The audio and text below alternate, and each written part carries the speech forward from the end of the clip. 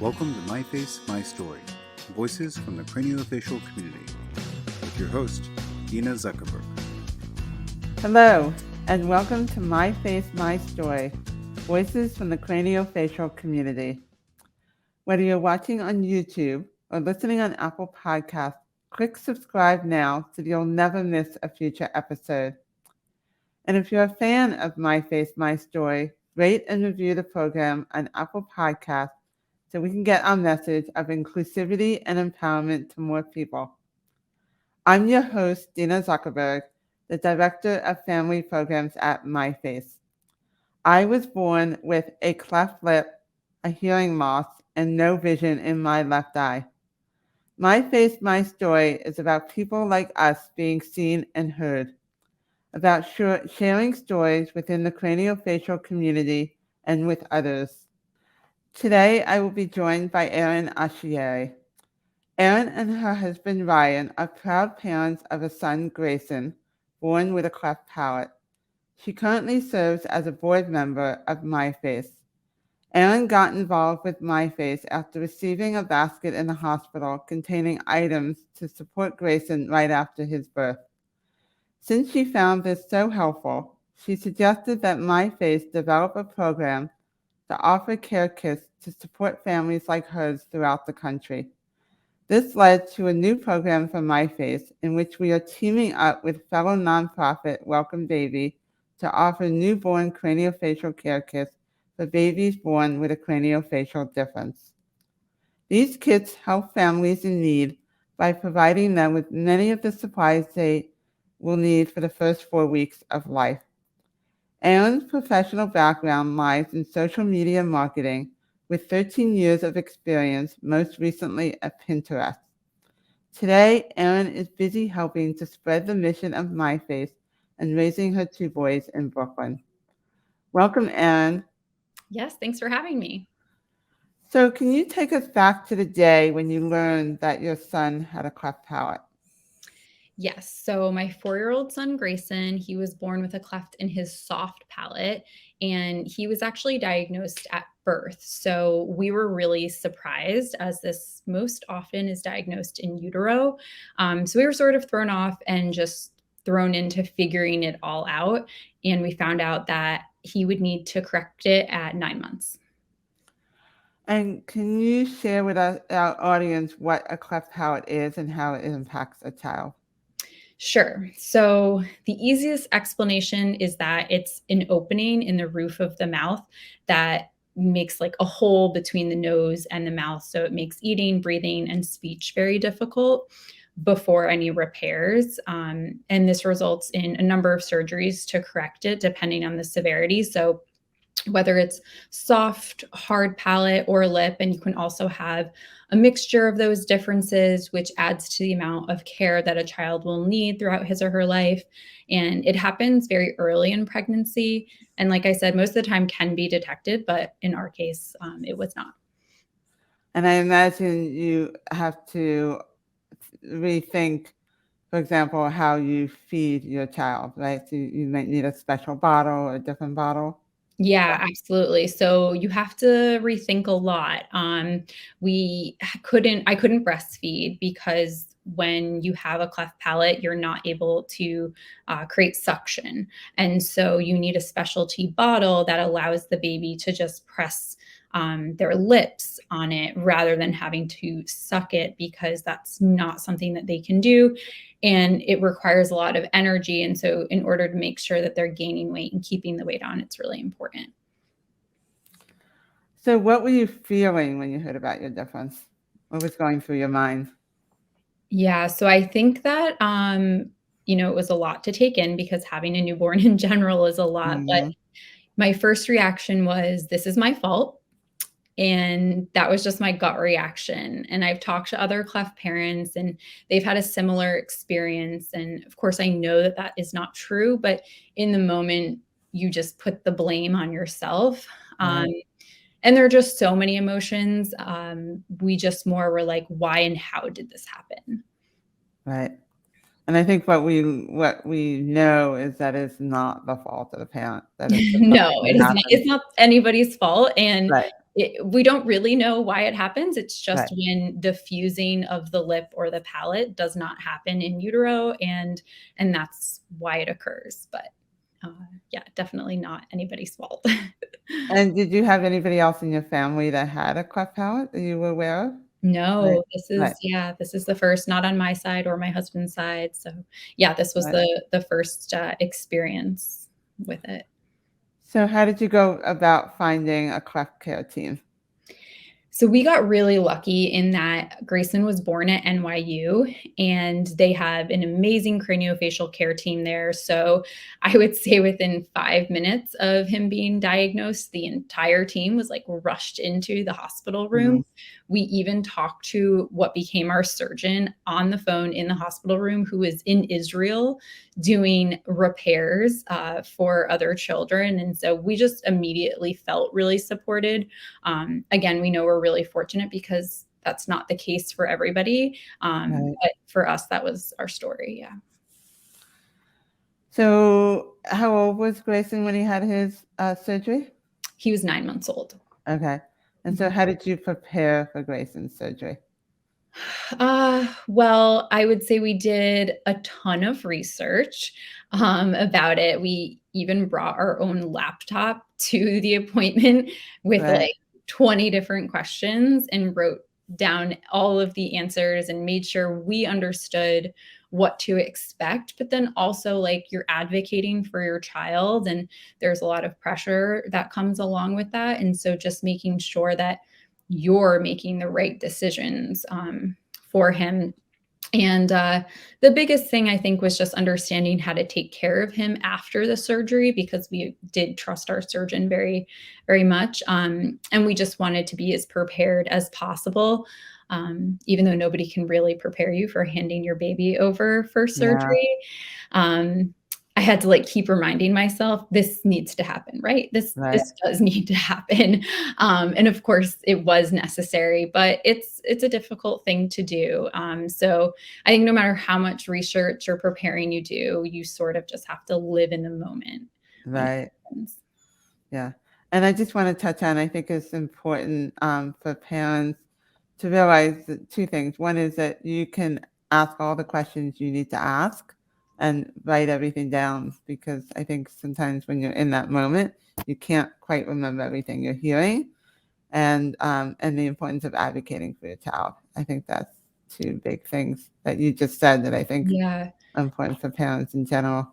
Yeah, Mhm. absolutely. I mean, I remember after he had the surgery and we were in the room that you're in, the post-op room, Mhm. there was a nurse who was sort of like pushing, wanting to give him pain medication. And I was advocating for him. And I was like, I don't know if we want to do that yet. Like, what are the options? And I made sure we saw the anesthesiologist and that we saw the surgeon before I made any decisions. And it's a difficult thing to do. But yeah, like you said, it's so important.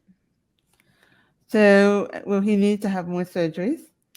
So he won't need to have any more palate surgeries because his was in his soft palate, so he didn't Okay. need hard palate or lip surgery, and the surgery was successful, so they don't have to do anything else. However, when he did get the surgery, he also had ear tubes put in, which Okay. allows fluid to drain, and he needs another set of ear tubes Okay. because this fluid keeps building up. So in a couple months, we'll be doing that. And has his hearing been affected at all? No. It has not been affected. We have a That's hearing good. test coming up, but to date, we have had not had any issues. That's great. Mhm. So, has Grayson been getting speech therapy, and what has that been like, if he has? Yeah, so we again, like, I think being just in the soft palate really kind of changes the game in a lot of ways. Interestingly enough, when they're first born, it actually doesn't change that much in terms of what you have to do. Even if you have a hard palate or a lip, you still have those same eating and feeding. But as you get older, it you have less care that you need. So he didn't need any formal speech therapy. We Mhm. did have check-ins with this speech therapist that was part of our cleft team, and we did our own at-home therapy because he was Okay. backing, which means that you're making sounds with you're making sounds that are supposed to be made with the front of your mouth in the back of your mouth. So an example would be he called my husband Gaga for the first 2 Okay. years of his life instead of Dada, or like Gynosaur instead of Dinosaur. So those are just some examples of how things that we had to do to kind of change that. And today he is saying his D's and all the other words Right. that we kind of had some issues on. But yeah. So when you were in the hospital after Grayson's birth, I know you received a basket as part of a young man's bar mitzvah project. Tell us about that and what items were in the basket you received, if you remember. Yeah. So like I said, after the many doctors left the room, we were exhausted and we were feeling worried and scared about what was to come. And then I was introduced to myFace and a mother who Mhm. had a 13-year-old son who was born with a cleft lip and palate. She came into the room and she was just really lovely and so positive. And she handed us a small basket with the Dr. Brown's specialty feeding bottles, which is, what we needed to be able to feed him, and a little teddy bear. And the bottles were a lifesaver. Like, we would not have been able to leave the hospital and feed him without them because he couldn't latch. Right. So for me, not only was it just sort of this, okay, you're not alone, other people have gone through this moment, it also was an extremely helpful moment in terms of resources and products that we needed. Yeah. And you said, that idea of not being alone, that realization in that very moment that, wait, other people have been on this journey who can, it's a comfort, I think, to know that, right? I mean, to learn that So you're not the only one. absolutely. I mean, I think that you need that when going through that. So I did I had a connection with myFace. We had like a salon that you guys host at times, and it was like around the robin room about all of us saying like, I thought this was my fault. And in a way you realize even more so that, oh, this isn't my fault because Right. look at all of the other people who are going through this. And it is so important to feel supported in that moment because it is an overwhelming thing to be, diagnosed with. And so, yeah, it is a really Right. important thing to lean on the community. So how did getting this basket inspire you to want to pay it forward? Yeah, so I think a few months later, once we had, kind of gone through the experience of life with a cleft baby ourselves, we tried so many different things, different wrap carriers, different, ways to elevate him so he wouldn't throw up half of what he ate. Like, Right. there are just so many little things that we tried, and we just ordered anything that we needed and didn't really think about it. And I was like, wait a minute, what do people do who don't have this access? And Yeah. I knew that I felt confident in taking care of him because I did have that. So we wanted to be able to make everybody feel supported, whether or not your, personal like income status was. And so we came up with this thought of that basket was something that was really amazing because we felt supported and we didn't feel alone. But what if we expanded it to help others with the products that we found to be the most helpful after trying so many different things, and also surveying eventually other parents too to make sure that it was sort of like universally agreed upon. And that's really where the idea sparked from. So what happened next? So you had this idea. Yeah. I called you. And then you pulled Stephanie Paul, the executive director, in, Right. and she was already, and you probably as well, were in talks with Welcome Baby, which is an Right. organization who delivers boxes for the first 4 weeks of life with baby in general. So like diapers, wipes, bath wash, the list goes on. And it felt like a really good match because we could say, okay, for these low income families, those are all things you need too, whether or not you have a cleft baby, Right. and certainly with a cleft baby. And then we said, okay, well, what if we add these other really critical products that these families would need? And that's how it came to be. And we launched in March of 2021 with 3 hospitals. And now we are in 37 hospitals across the country in 18 states, and we've disseminated 500 kits. That's amazing. So, what are some of the items that are in the newborn care kits that's specific to having a child with a cleft? So, Dr. Brown's, we have a relationship with them, and they provide the specialty feeding bottles, and they provide the specialty feeding pacifiers, both of which don't require suction in order to get food and or comfort with the pacifier. An Acrobos baby sling carrier. So that's really because I think I lived with Grayson on my chest for Mm, the first 9 months before he had it repaired, because you can kind of think about it as like reflux, like really bad reflux, where like you can't put them down because they will throw up their food, and you need them to not do that to right. gain weight. And so having the baby sling carrier was really important because it's much more comfortable, and you can wear Mhm. it like around the house all the time. So you can, you know, make food or get yourself a drink of water. So Right. that made things a lot easier. And then a sleepy wrap. So that way, I mean, depending on like the severity, like, and especially after surgery, the wrap allows the babies not to put their hands in their mouth.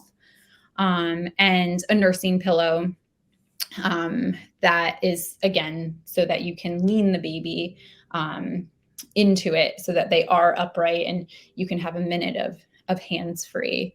And then also a little book called Jack's New Smile, and that just really normalizes craniofacial differences and something that parents can use and use for their baby as they grow. It's great. So, how does it feel to know that that an idea you had has helped so many families? I imagine it must be gratifying.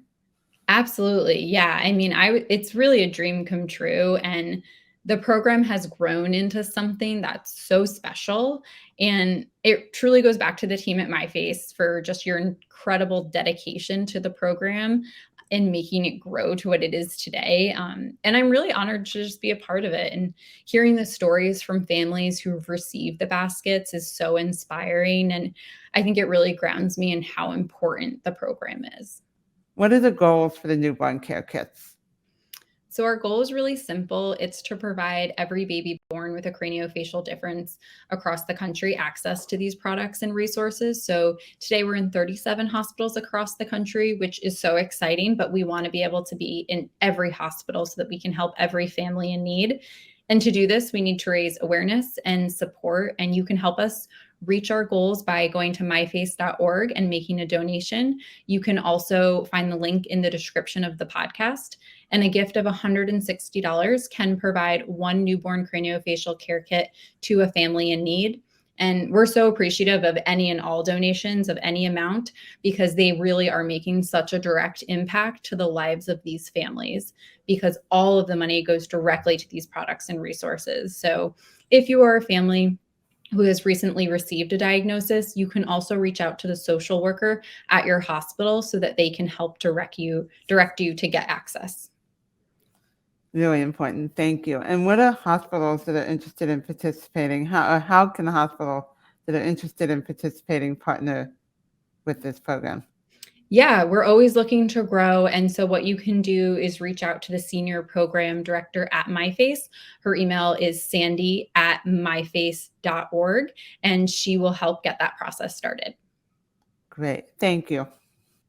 What would you like to say to parents and families who may be in the beginning stages of their journey with a cleft lip and/or palate? Yeah, we touched on this, but it Yeah. bears repeating again, is that you're not alone, and it's not your fault.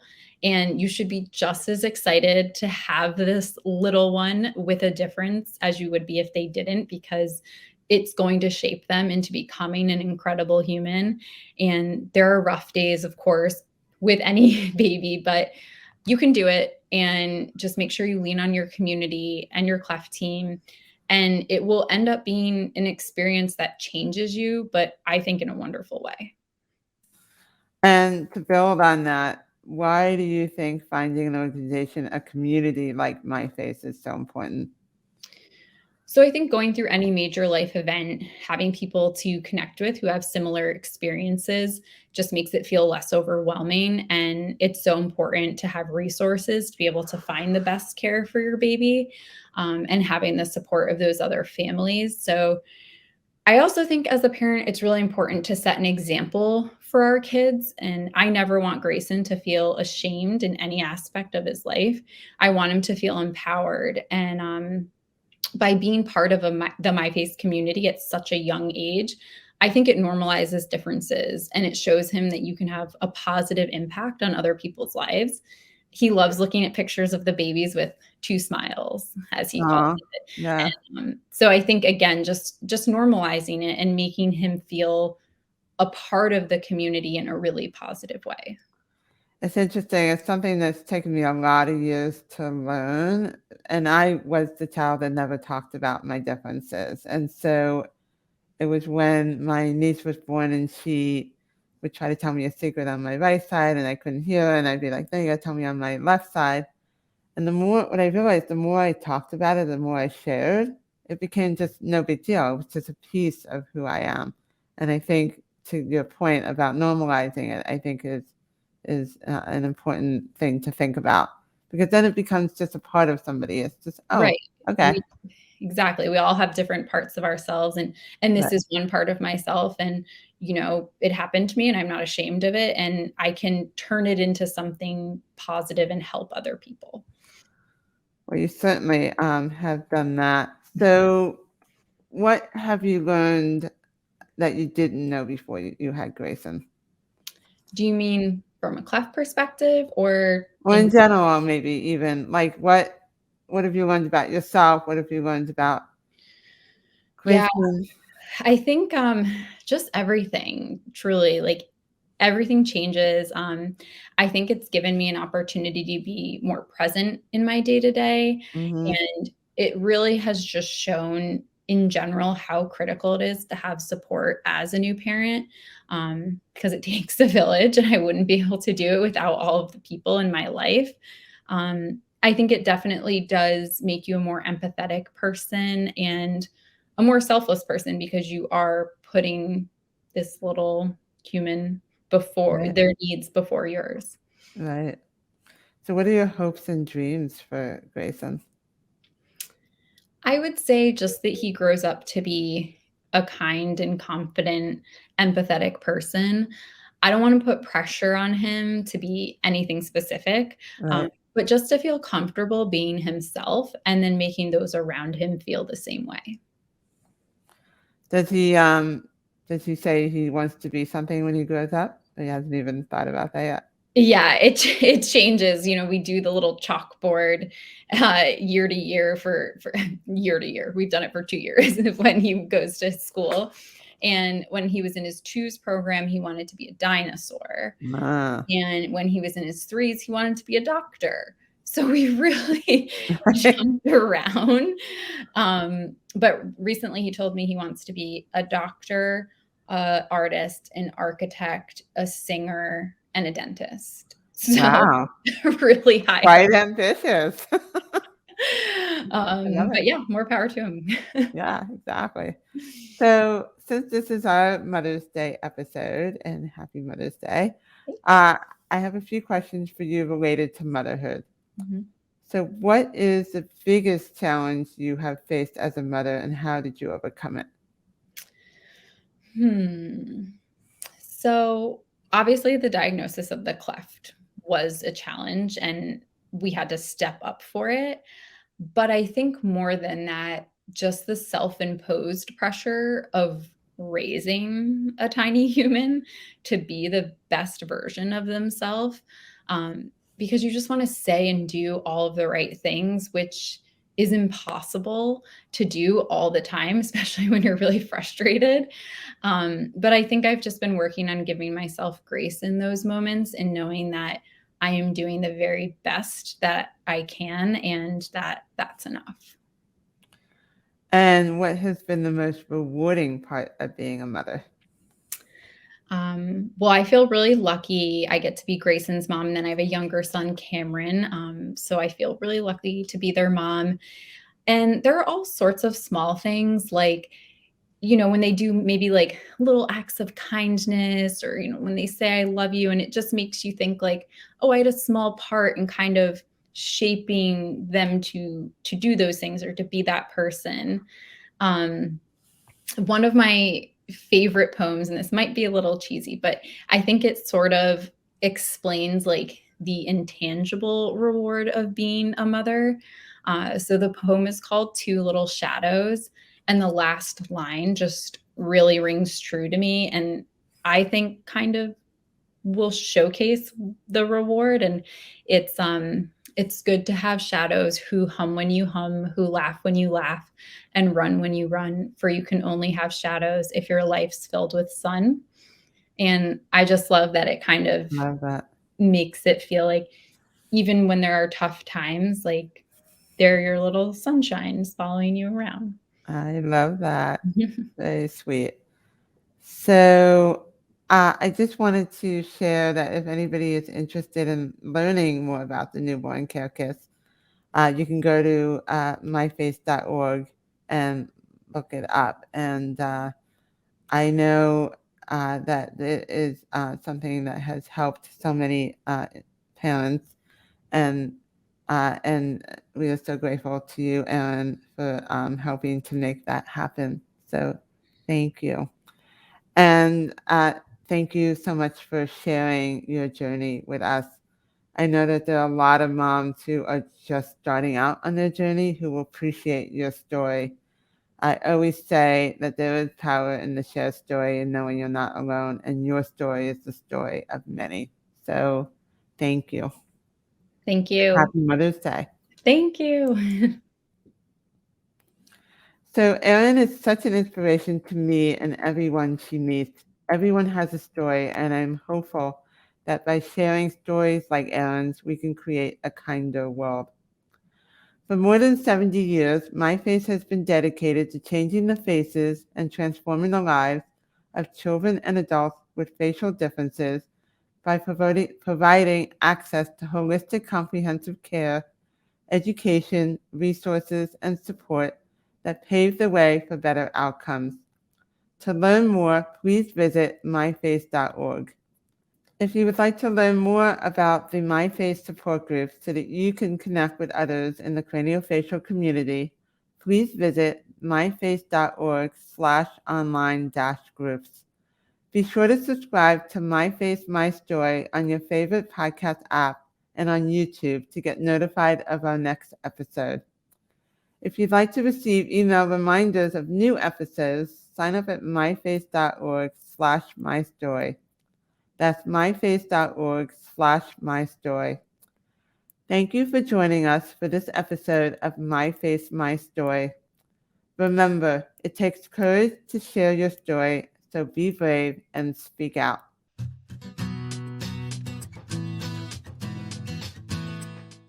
Hi, I'm Stephanie Paul, the Executive Director of myFace.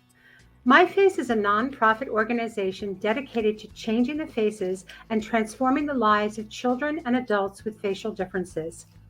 We do this through various programs and events such as the Transforming Lives educational webinar series, Races for Faces, the Wonder Project, and the groundbreaking myFace, myStory conversational series. You can learn more about all of these on our website at myface.org. If you enjoyed today's program, we hope you'll consider making a donation to help keep programs like this possible, as well as to further the support of the craniofacial community. Thank you.